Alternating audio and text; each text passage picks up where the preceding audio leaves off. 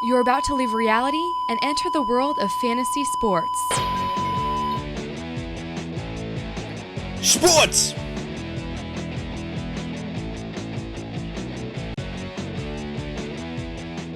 Hello there, boys and girls, and welcome to Sports Talk, where we make fantasy sports into a reality. I'm Rob Shaw, glad to be here, a part of the YouTube.com FANalysts program. So what exactly is this all about? Well, we're going to help you throughout this fantasy football season. So what are my credentials? Well, I've been out in the field. I've done my homework.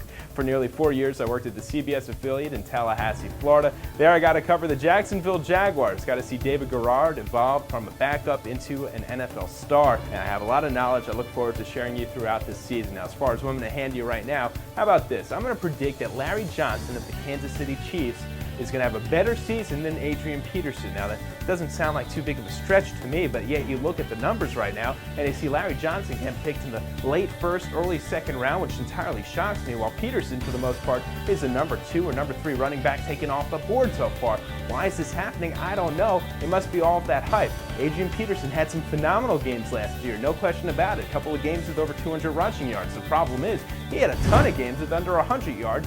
Was a little banged up. He has an injury-prone label from his college days, and on top of that, he did not finish the season strong at all, and that's when it matters most for fantasy fans, because that's when you have your playoffs. Peterson simply did not show up. Now, it's not as if Larry Johnson showed up much last season. The problem for him, of course, were some injuries.